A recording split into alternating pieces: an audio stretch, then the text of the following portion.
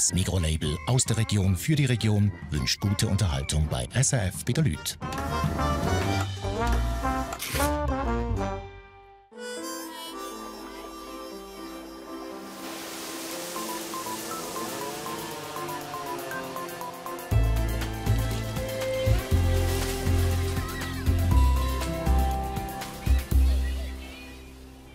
Die Familie Hunkeler-Flück hat 3 Kinder aus Mexiko adoptiert. Die älteste ist für ein Jahr zurück in ihr Ursprungsland. Carmela stellt sich im Kinderheim ihrer Vergangenheit und merkt, wie wichtig ihr Zuhause in der Schweiz ist.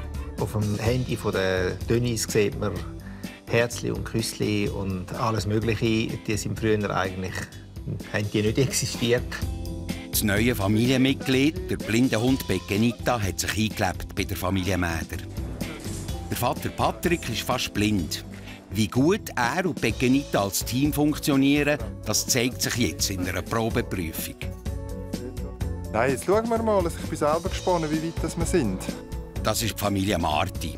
Die Mutter Sandra ist frisch geschieden und lebt mit ihren 3 Kindern allein. Beim Anstossen auf ihren Neuanfang überrollen sie die Emotionen. Ich bin einfach ziemlich sprachlos, ja. 3 Familien, 3 Welten. Das ist SRF bei den Leuten. Familiensache.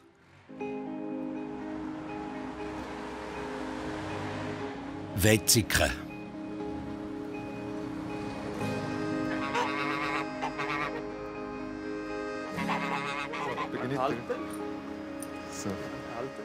Der Patrick Mäder trifft heute Jorge Moreno, der Pequenita in der Blindenschule trainiert hat. Was sie auch noch hat, ist eine Ablenkung. Ja. Also wenn je nachdem jemand vorbeiläuft oder Kind, also da kann sie den Kopf hindern und eher auf die Seite. Da muss sie also rechts weg, dass sie wieder kommt. Schau mir mal das jetzt an, dann kann ich vielleicht hier rein. Und wenn wir am Morgen runterlaufen, ist sie, also ist glaube ich ein Morgenmuffel. Am Morgen trottet sie so neben dir her. Ja, einfach so, ich laufe fast voraus. Ich muss immer sagen, Tempo, Tempo. Ja. Und am Abend, wenn du heimgehst, also wenn sie merkt, dass es heimgeht am Abend, dann hat sie den Turbo. Gell? Ja, okay. Bald machen der Patrick und seine Hunde eine Probeprüfung. Passare. Zebra. Der Patrick und die Pequenita haben ein halbes Jahr Zeit, um ein gut eingespieltes Team zu werden. Dann müssen die beiden die richtige Prüfung bestehen, damit Pequenita bei Mäders darf bleiben. Das schleicht sich einfach das eine oder andere natürlich ein über die paar Wochen. Und jetzt kann man sie dann mal korrigieren. Vieles weisst du eigentlich. Dass du Befehl zum Beispiel nicht 3-mal sagst, oder? Sondern einmal. Und dann noch das 2. Mal und dann einfach vom Ton her und so. Wieder signalisieren. Der Jorge Moreno ist heute zufrieden. Dafür ist die ganze Familie Mäder wegen dem Hund nervös. Die Frau, die die Pequenita aufgezogen hat, kommt sie heute besuchen. Sie möchte sehen, ob es ihrem Zögling gut geht.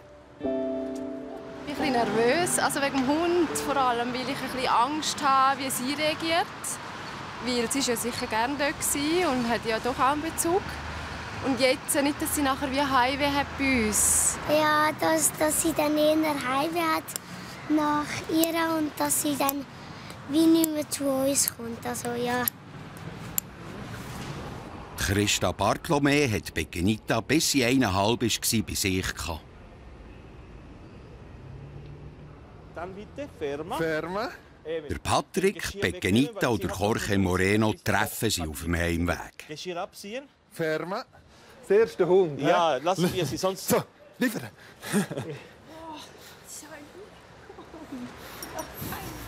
Sehr gut, sehr gut.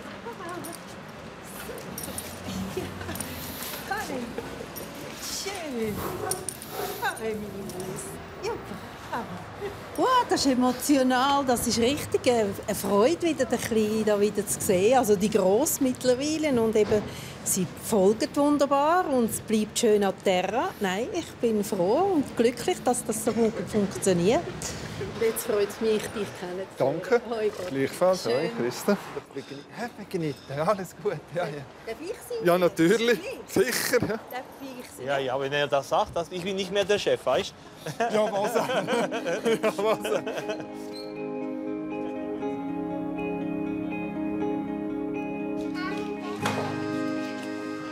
Bei Mäders daheim ist die Stimmung ziemlich entspannt. Christa und Begenita spielen miteinander, bis der Jorge Moreno als Trainer noch mal zeigen will, wie man der Begenita klar macht, wenn es genug ist.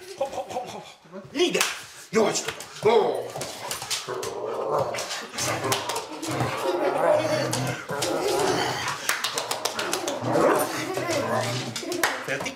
Seh? So. Ach so, okay. Habt ihr das gesehen? Versuch mal. Gerade das Problem Hochspringen oder die Ablenkung bei Kindern auf die Straße, das fängt hier alles an. Oder wenn hier der Hund darf hochspringen, oder wegen dem Spiel, oder dann kann sie vielleicht ein bisschen hochspringen, das ist falsch. Dann sofort abstellen, oder? Sonst macht sie bei anderen Leuten auch, weil sie weiß, oh, das ist cool, das ist schön. Und schon ist der Moment da, wo vor allem die Maria hat Angst davor.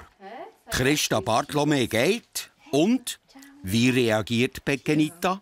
Du darfst jetzt da bleiben. Du hast eine wunderbar schöne Familie hier. Mit so vielen netten Kindern und alles. Tschüss. Realisiert sie das echt jetzt irgendwie, oder? Ja, es ist entspannt. Der Schwanz hängt unten und es wedelt noch ein bisschen. Aber es ist nicht überschwänglich. Ich finde, ja, ich vielleicht schon. Aber ja, jetzt geht Christa heim. Gell? Jetzt willst du auch am liebsten mit, gell? Also, hat uns gefreut. Ja, bis bald. Okay, ade Mach's gut. Oh, schau, sie bleibt. Tschüss. Tschüss. Hä? Oh, und jetzt? Noch nicht. Das ist echt traurig.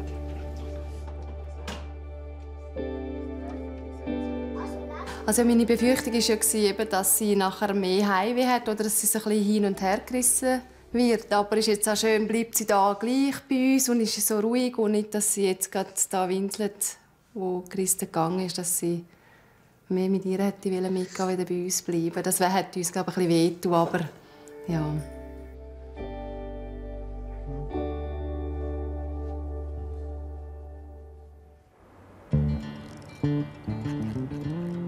Einsiedeln im Kanton Schwyz.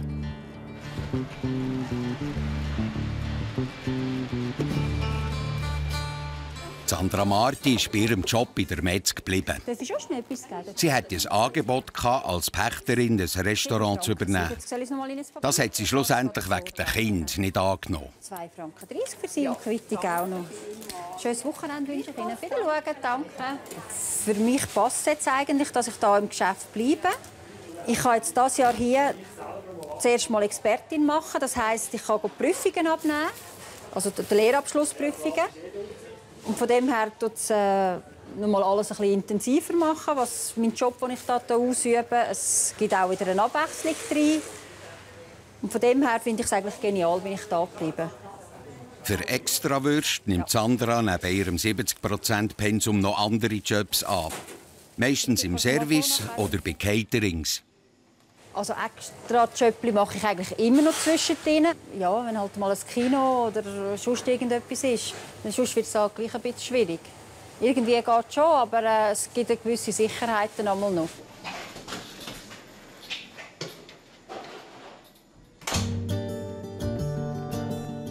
Über den Mittag geht Sandra heim.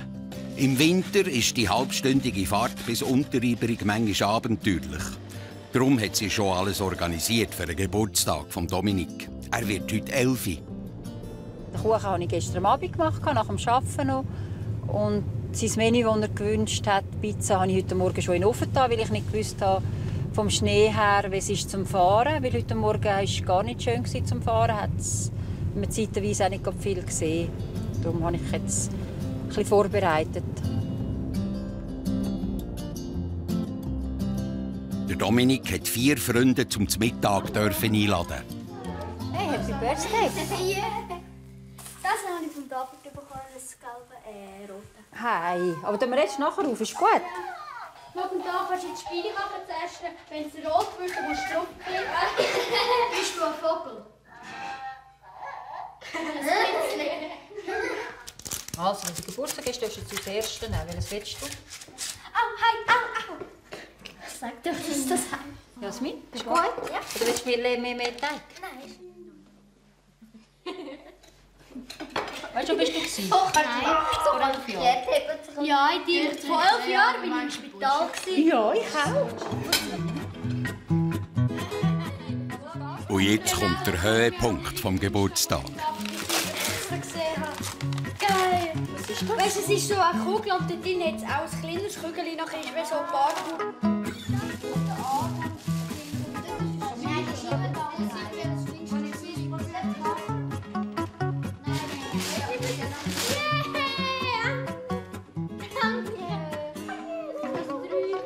Dann kannst du die Mikrowelle legen und dann wird hier innen warm, weil es ist wie so ein Kugel.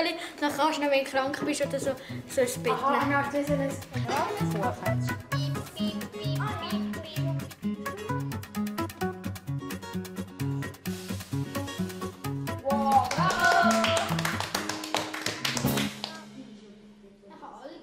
Man nimmt sich schon ein bisschen Retour, darum bin ich dann auch nicht gerade am Anfang an den Tisch an. Ich denke, sie sollen ein bisschen für sich sein und ein bisschen das in ihrer Welt sein. Ja, ein bisschen mit ihre Gespräche führen. Ja, man nimmt sich schon ein bisschen Retour. Dominik feiert seinen Geburtstag gerade doppelt. Daheim bei Mami mit den Gespendli und später dann noch mit dem Papi. Schön ist schon, dass wir bei 2 Jahren feiern. Aber das Dumme ist einfach, wenn schon wieder das zusammenkommen, dann finde ich es schon viel besser. 1000-mal. 1000-mal besser. Zum Feiern bleibt heute wenig Zeit. Schon müssen die Kinder wieder zurück in die Schule. Tschüss. Tschüss. Ciao, tschüss. Tschüss. Ja, ich komme. Tschüss, Mami. Tschüss.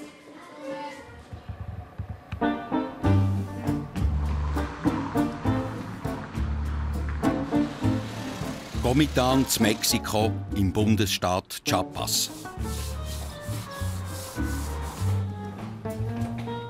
Carmela hat ihre Koffer gepackt. Das Mal aber nicht, weil sie schon wieder die Familie wechselt. Die Carmela macht einen Ausflug. Einen, wo sie schon in der Schweiz lang drauf gelangt hat. Ihr neuer Gastvater, der Carlos, fährt sie am Flughafen.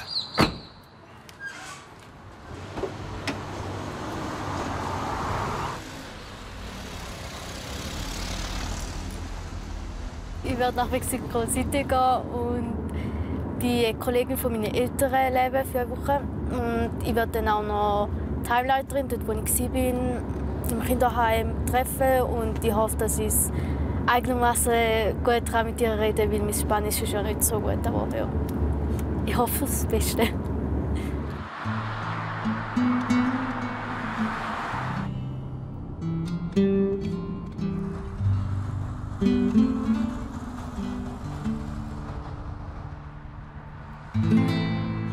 Drei Stunden geht die Fahrt mit dem Auto an den nächsten Flughafen.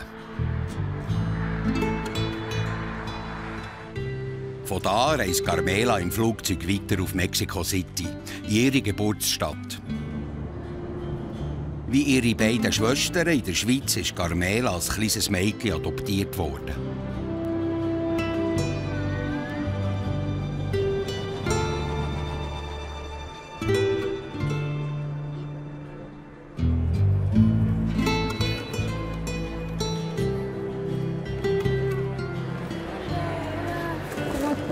Eine Stunde später trifft sie auf die Mambrou und ihre Tochter. Sie sind seit über 10 Jahren befreundet mit der Familie Hunkeler-Flück. Carmela ist froh um 2 bekannte Gesichter. Morgen trifft sie dann die ehemalige Leiterin vom Kinderheim, wo sie vor der Adoption war. Also morgen habe ich nicht wirklich Erwartungen, aber halt, es ist schön, dass ich sie dann wieder sehe. Also ich war ungefähr 3,5, als ich adoptiert worden bin und ich kann mich an nichts erinnern, nur da halt, was meine Eltern mir erzählt haben.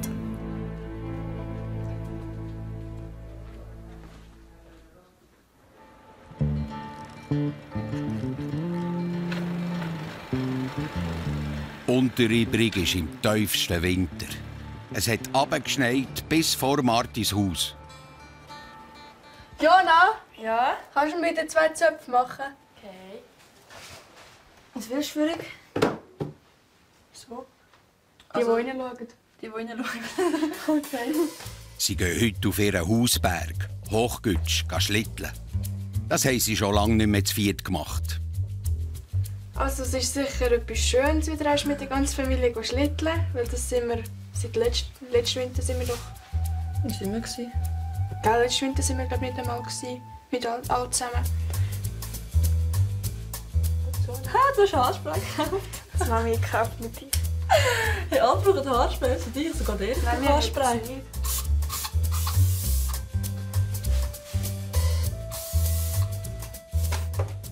Nach der Scheidung ist bei Martis langsam wieder der Alltag eingekehrt. Ich merke halt schon, dass Mami jetzt ein bisschen besser geht in Art, und das ist halt auch gut. Aber sonst merkt man nicht so gross. Das mit der Trennung ist für mich schon lange ganz durch. Das fällt mir gar nicht mehr auf, dass eigentlich jemand fehlt. Weil in so einer Familie, also heutzutage sind ja alle Familien anders, aber ist eigentlich immer Mutter, Vater und Kind. Ich merke das gar nicht mehr, dass eigentlich der Vaterteil fehlt. Allein mit 3 Kindern, einem Haushalt und ihrem Job, das schüttelt auch Sandra nicht immer so locker aus dem Ärmel. Die letzten paar Jahre habe ich das gelernt, dass ich manchmal auch runterfahren muss oder mal wirklich, wenn ich halt vielleicht noch schnell Staubsaugen oder irgendetwas machen will, dass ich halt einfach mal sagen, nein, jetzt stopp, jetzt geht es halt nicht. Dann sitze ich halt einfach den Moment an und dann versuche ich eigentlich schon schnell einfach ein bisschen runterzufahren und für mich einfach ein bisschen Ruhe oder schnell vorauszugehen. Dass man sich halt zu dem zwingen muss, weil sonst irgendwann funktioniert der Körper dann nicht mehr. Und das habe ich jetzt lernen.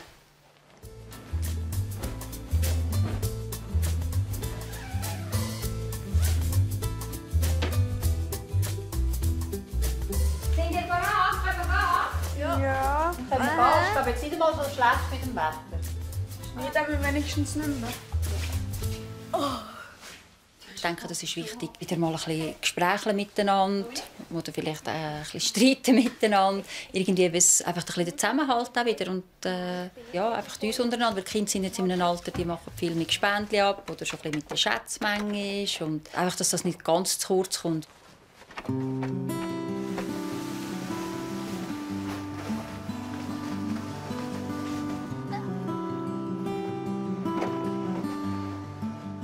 Sandra schaut nach einer schwierigen Zeit mit Trennung und Scheidung jetzt wieder vorwärts.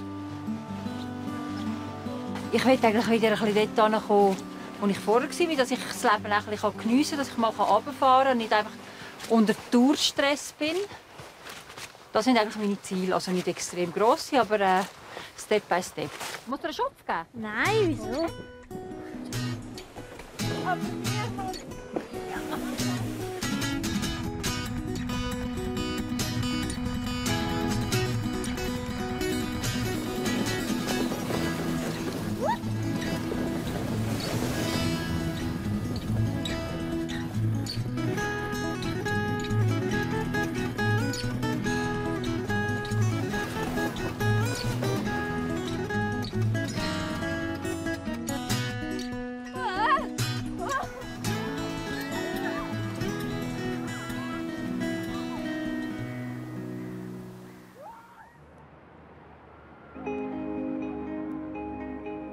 Davos. Die Maria Mäder kommt von da und Patrick, seine Eltern, haben hier eine Ferienwohnung. Sie kommen immer wieder hierher. Der Patrick und die Maria kennen sich schon seit 20 Jahren. Da verbindet halt schon viel. Wir haben uns auch hier kennengelernt. Also unsere Geschichte hat hier auch angefangen. Es verbindet uns auch viel. Ja. Also wenn ich nicht mehr hier rauf könnte, das wäre für mich schlimm. Die Annika ist hier getauft worden. Ja, das auch noch, genau. Dein Papi ist auf dem Friedhof begraben. Deine Mami sind wir immer da besuchen. Und das sind so Sachen, die dir einfach in den Sinn kommen, oder? Wie du dich kennengelernt hast. Oder früher damals da, und wo du da gewohnt hast und ich noch unten. Und ich dann am Wochenende bei Schuhe gehitzt oder sie. Aber das sind schon so Sachen, die wo wir auch über die diskutieren beim Auffahren, wenn die Kinder hineinschlafen, oder? Es ist ein ganz spezieller Ort halt.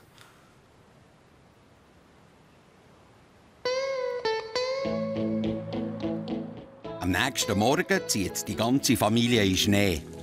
Wo der Patrick immer weniger gesehen hat, hat er auch aufgehört Skifahren. 10 Jahre war er nicht mehr auf den Ski.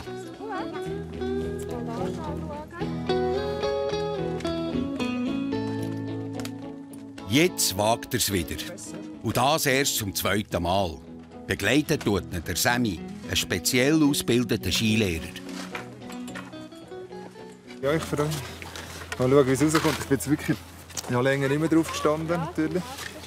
Und mit dem Sammy zusammen geht das. Wir haben das mal noch das Mikrofon, also einen Kopfhörer, den ich ihn höre, dass es auch mehr Leute hat wie letztes Mal.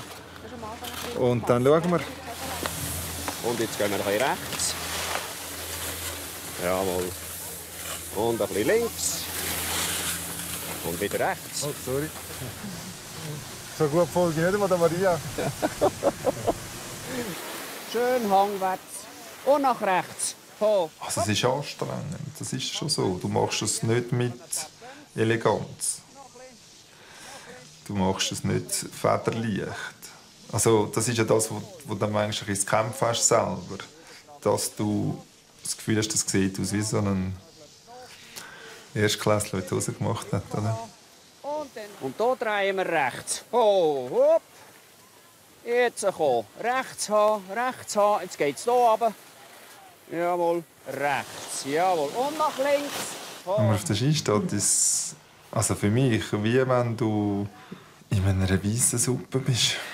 In den Schatten kommt es wird schwarz und wenn du ins Weiße kommst, wird es einfach grell. Und ich schaue dann einfach immer, ob ich den Punkt vor mir sehe. Oder? Und wenn du den nicht mehr hast, dann musst du wirklich einfach hören, wo er ist. Und heute haben wir mit dem Knopf im Ohr. Das ist zwar gut, dass du nicht so laut musst rufen, aber du hast weniger Orientierung. Und wieder links. Wo bist du vor mir? Er ist dort, Janik. Nein, du, dich, Sammy. Ja, ich bin vor dir. Komm nur. Ja. Auf hier so, hä? Ja. Und jetzt nach rechts, nach links. Fahren lassen. Noch ein bisschen links. Nochmal rechts. Jawohl. Du musst nicht still haben. Komm nur. Warte, jetzt habe ich gar keine Orientierung. Jawohl. Und stopp. Perfekt. Ja, ich habe einfach nichts mehr gesehen. Also, wirklich nichts. Also ich habe den Sammy verloren. Und ich sehe so deine dunkle Jacke. Und dann habe ich wirklich nicht mehr gewusst, wo geht es rauf, wo geht es runter, was ist vor, was ist hinter mir.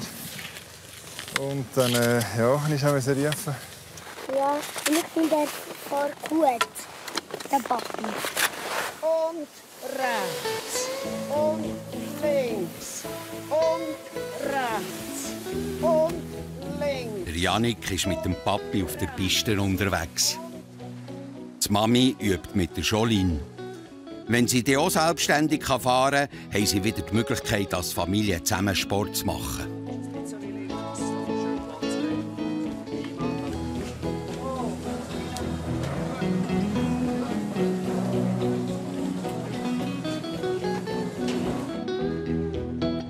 Dass das möglich ist, hat Maria nicht geglaubt. Ja, ich habe mir auch mal die Augen zugemacht und probiert. Nur mal ein Böckli. Es ist Horror. Also die Vorstellung, die Orientierung, eben, da wird es einem trümmelig. Also ich könnte nie so fahren wie er. Mit geschlossenen Augen, nie. Ja, es ist einfach sensationell. Ich kann sich fast nicht vorstellen, dass es überhaupt möglich ist. So Ski zu fahren, durch so viel Verkehr durch und es passiert nichts.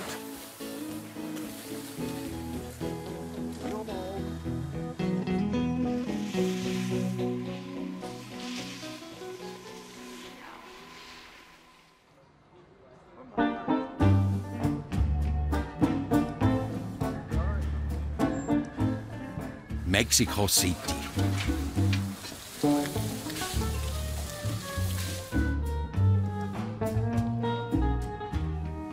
Bei der Mambrou daheim, der Kollegin von der Familie Hunkeler-Flück. Good morning. You want some coffee? Heute ist der Grosstag von der Carmela. Sie will die Erinnerungen an ihre ersten Lebensjahre auffrischen und trifft auf die Frau, die sie im Kinderheim aufgezogen hat. Es ist einfach so, ich will einfach mal mit ihr reden, so selber. So. Sonst haben ja immer meine Eltern, also eigentlich meine Mami, mit ihr geredet. Und ich einfach nur so da halt nicht verstehen.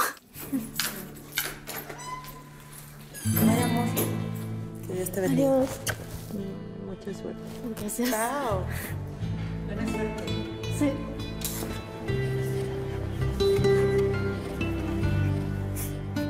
Gracias. Sí. Die Hauptgönnerin vom Kinderheim hat der Carmela einen Chauffeur vorbeigeschickt.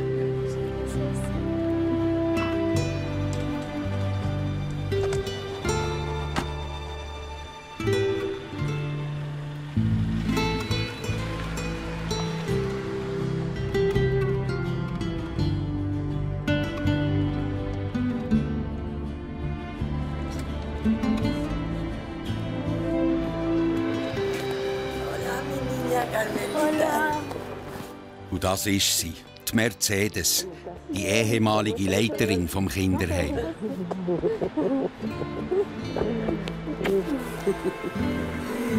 Vamos para arriba.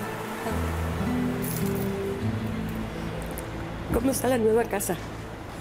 The new house. Sí. Fine or no fine? Ich bin stolz, wie sich Carmela entwickelt hat. Cada adopción es un milagro. Jede Adoption ist ein Wunder, weil im Moment, wo die Kinder ihre Eltern kennenlernen, entwickelt sich auf einen Schlag eine Verbindung, die sich nie mehr auflöst. Und ich muss sagen, der Victor und Dennis sind wunderbare Eltern. Auch Carmen hat im Kinderheim gearbeitet, wo Carmela dort war. Ich bin so glücklich, sie wieder zu sehen. Ich habe sie nie mehr gesehen, seit sie ganz klein war. Und jetzt geht es zurück an den Ort, wo Carmela aufgewachsen ist, bis sie in die Schweiz gekommen ist. In ihr Kinderheim.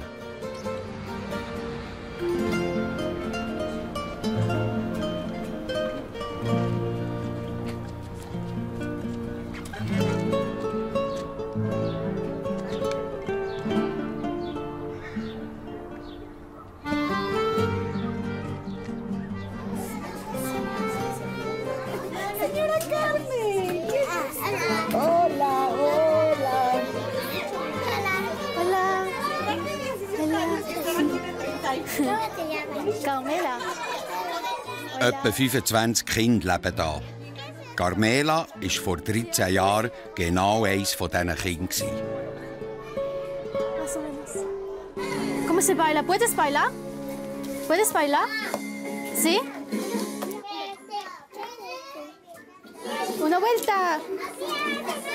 Wenn ich die Kinder sehe, dann ist es immer wieder herzig, weil ja, sie so klein sind und süß. Und ich kann mir selber auch nicht wirklich vorstellen, dass ich halt damals war. Weil ja, jetzt bin ich halt einfach älter und die sind einfach alle so mega klein und ja, verliebt sich mega schnell in die. Bis sie mit 3,5 adoptiert worden ist, hat Carmela hier gewohnt.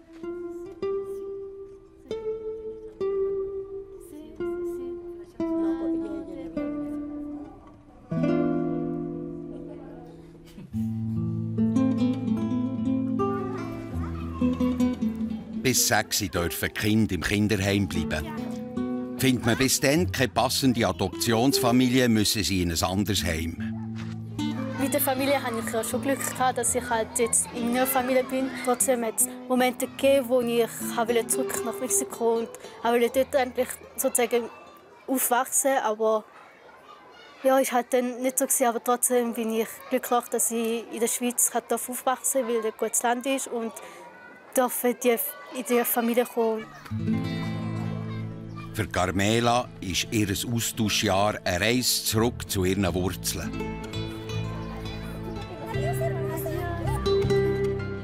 Ihr Lebensmittelpunkt bleibt aber in der Schweiz, bei ihrer Familie.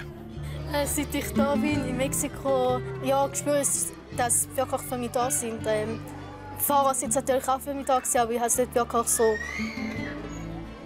nicht gespürt, aber nicht geschätzt, sagen wir es mal so. Und ja, jetzt schon, weil ich habe manchmal auch nicht so gute Zeit gehabt und das Mami hat mir wirklich sehr geholfen. Und ja.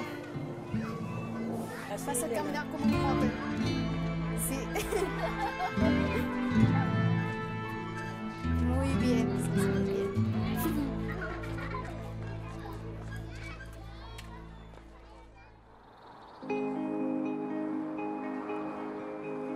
In Wetzikon ist es Zeit für eine Zwischenbilanz. Zum herauszufinden, wie gut der Patrick und Pekenita als Team funktionieren, machen sie heute eine Probeprüfung. Nein, jetzt schauen wir mal. Ich bin selber gespannt, wie weit wir sind. Ich bin jetzt wirklich gespannt. Es ist ein bisschen kribbelig. So. Der Hundetrainer, der Jorge Moreno, muss sich verstecken. Die Pekenita darf nicht merken, dass er da ist.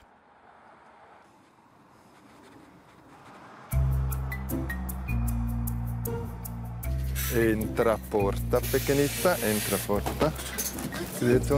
Bei der richtigen Prüfung schauen die unabhängigen Prüfer, wie der Patrick und Pekenita arbeiten. Sini. Sini. Und vai. Sehr gut. Ah, da. Da. Der Lampada. Ah, brava! Brava, Pekenita, brava! Die Pekenita findet sogar das Lichtsignal, das für die Sehbehinderten surrt, perfekt.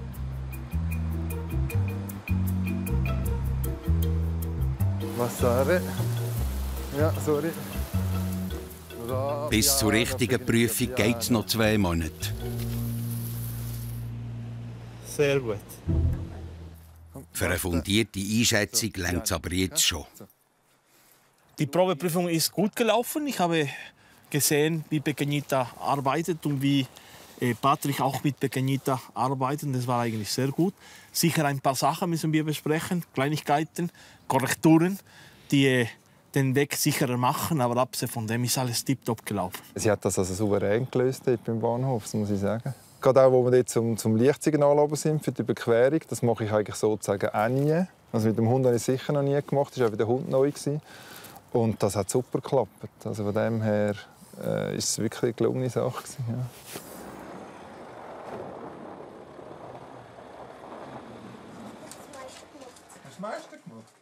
Die ganze Familie ist erleichtert, dass es so gut gegangen ist und es aussieht, als dürfte Pekenita definitiv bei ihnen bleiben. Kinder, wir gehen ins Bett. Tschüss, Mami. Schlaf gut. Gell, bis morgen. Gell? Ja. Tschüss.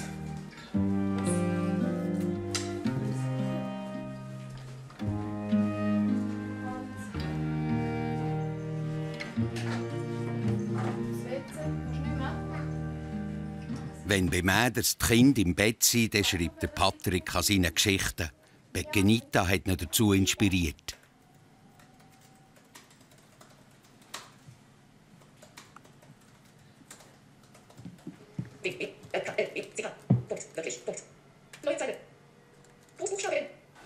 Also es geht eigentlich schon darum, so ein bisschen, wie ich vielleicht die Welt sehe, oder? Also die Welt sehe, oder was ich erlebt habe mit der Behinderung. Und darum das ist eigentlich ich und der Hund.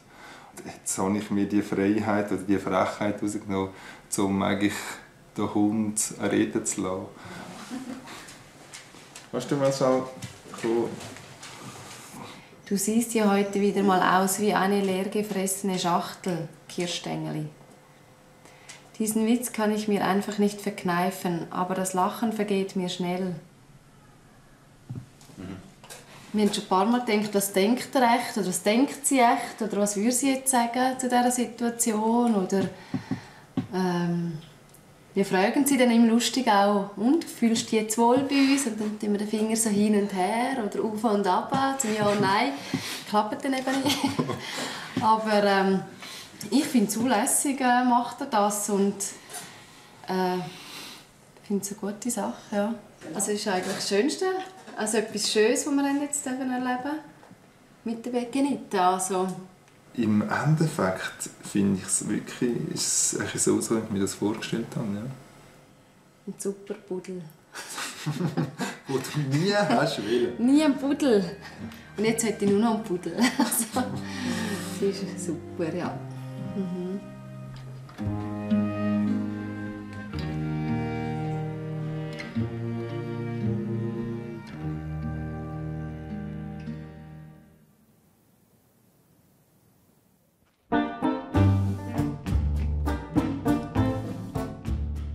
Gäwil im Toggenburg.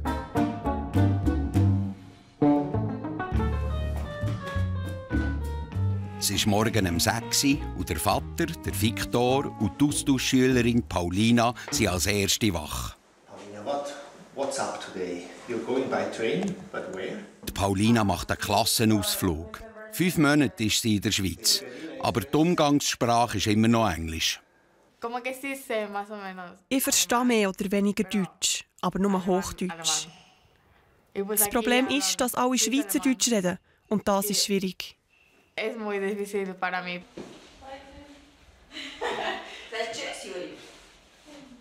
Die Paulina verlässt das Haus als Erste. Auch die jüngste Tochter Juri muss bald los. Nein, du freust dich ja. Oder? Und Heimweh hast du ja keinen. Sie geht für eine Woche ins Skilager. Ja, dann schon. Weißt du? Und was machen Sie dann? Seich. Ja, eben. Das tut ja schon. Juri geht in eine heilpädagogische Schule und 2-mal pro Jahr in ein Lager. Jetzt kommt sie. Wo ist Juri? Nimm den Rucksack in die Hand. Du, das ist ein Lager. Natalia, sei schnell, komm. Aber richtig schön. Wenn Juri eine Woche weg ist, haben der Viktor und Denise mal Zeit für sich. So, jetzt können die Skiferien anfangen. He? Ihre mittlere Tochter, Natalia, hütet das Haus die nächsten Tage. Bald ist sie sowieso ganz auf sich allein gestellt. Wie ihre ältere Schwester macht auch sie ein Austauschjahr. Wenn ich im Sommer zurückkomme, dann sehe ich sie so knapp einen Monat. Also je nachdem, ob ich im August oder September abfliege. Und dann gehe ich nachher auch noch für ein Jahr auf Amerika mit der gleichen Organisation. Und ja, freue mich halt schon mega.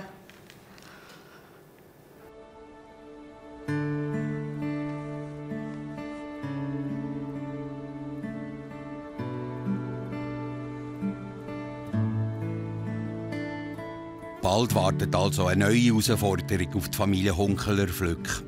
Die ist heute noch weit weg. Denise und Viktor fahren zum Wellnessen im Bregenzer Wald.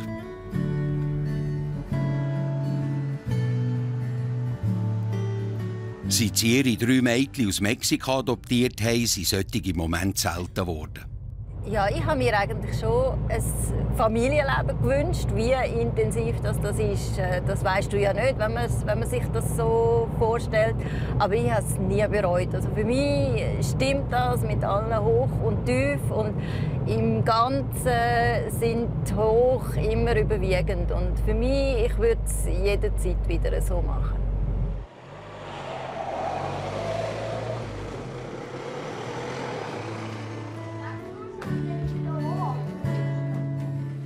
Im letzten halben Jahr hat vor allem die Fernbetreuung von der Carmela-Substanz gekostet. In Mexiko hat ihre älteste Tochter Lehrgeld gezahlt. Das erste Mal allein weit weg von daheim. In diesem Sinne, zum Morgen. Also Carmela hat sich stark verändert. Sie ist erwachsen geworden, sie ist selbstständig geworden, sie hat viele Tiefs gehabt. Und sie hat mich aber auch sehr beeindruckt, weil egal wie kompliziert oder schwierig die Situation war, sie hat nie gesagt, sie will heimkommen. Und trotz 10'000 Kilometer Entfernung ist die Familie genau in dieser Situation näher zusammengerückt. Ich glaube, wir als Familie haben schon einen anderen Stellenwert jetzt bekommen. Also aus der Ferne betrachtet hat sie gemerkt, dass die Familie etwas Wichtiges ist. Auf dem Handy von der Denise sieht man Herzli und Küssli und alles Mögliche. Die sind früher eigentlich haben die nicht existiert. Und die sind heute nicht nur regelmäßig, sondern die sind also sehr regelmäßig und auch ausgeprägt.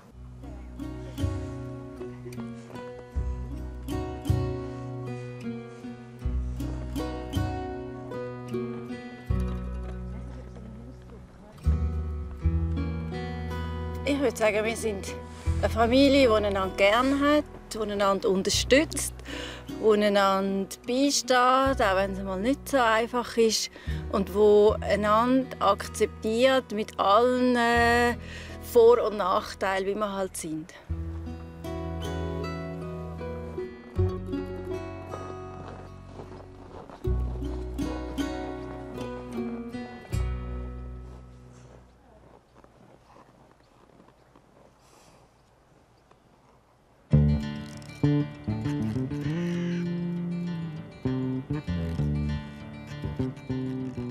Unterreibung.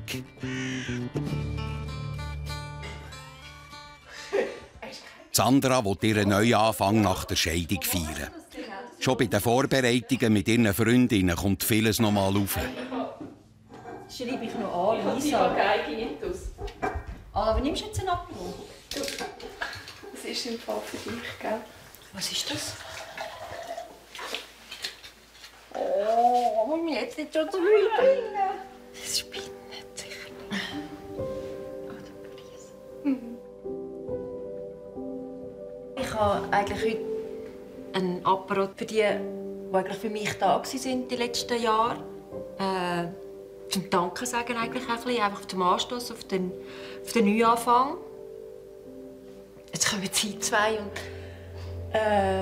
mit den Fotos, die wir in den letzten Jahren ein bisschen mit Ausflügen und Sachen, die wir zusammen gemacht haben, und dann irgendwie, dass der Laptop auch noch da ist. Ich bin einfach ziemlich sprachlos. Ja, und ich meine, mein anderer Laptop ist eben ziemlich, also ist kaputt gewesen. Man hat jetzt zwar durch einen Kollegen von ihr hat wieder ein bisschen flicken, aber er geht einfach extrem langsam und irgendetwas funktioniert nicht so toll.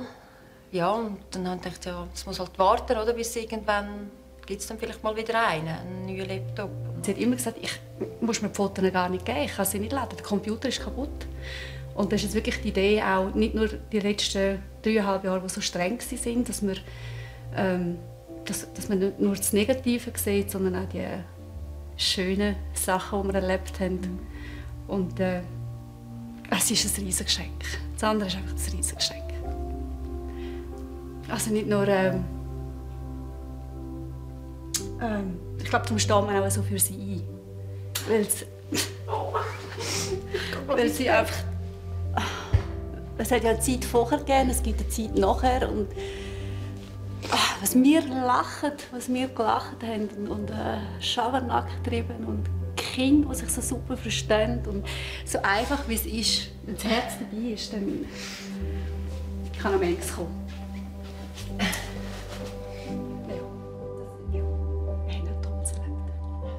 Schon bald trudeln die Gäste ein. Sandra hat aber nicht allen gesagt, was gefeiert wird. Und Dominik und Kim habe ich einfach gesagt, dass ich einen Apero mache. Ganz genau wieso, wissen sie es vielleicht nicht. Also sie fragen vielleicht nachher und sonst, sie sind einfach glücklich, wenn Leute da sind und wenn wir ein bisschen feiern und wenn es zu essen gibt und wenn wir dann anstoßen, das lieben wir eigentlich alle. Ja. Ihnen auch, was du willst trinken. Da ist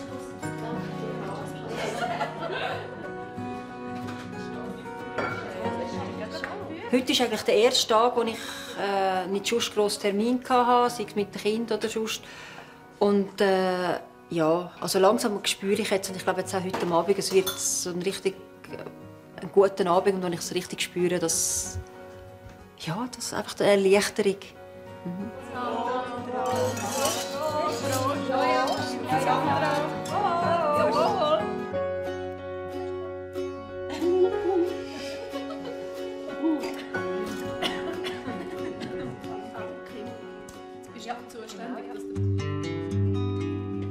Um den Neuanfang zu besiegeln, gibt es zum Schluss noch ein Feuerritual. Jetzt darf jeder seinen Wunsch draufschreiben, den er hat für die Zukunft. Das können wir nachher verbrennen. Wünsche, die in Erfüllung gehen sollen, haben alle genug. Keine Ahnung, ob es wahr wird oder nicht. Ich hoffe es aber.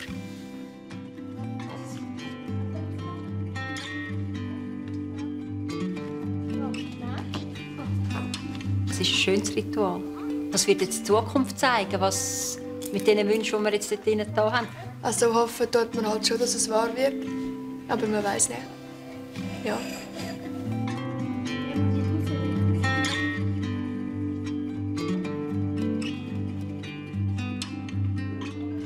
Dass es einfach so bleibt halt. Ja, und ich hoffe, dass für Dominik und Sarah abschliessen kann. Das ist eigentlich so das Einzige.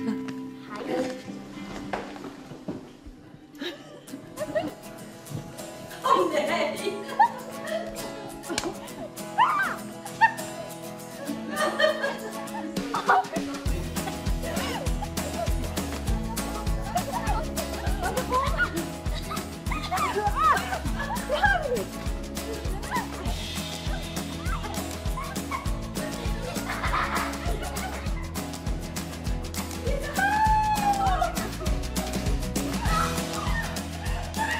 Das ist ein sehr frischer Anfang, ja.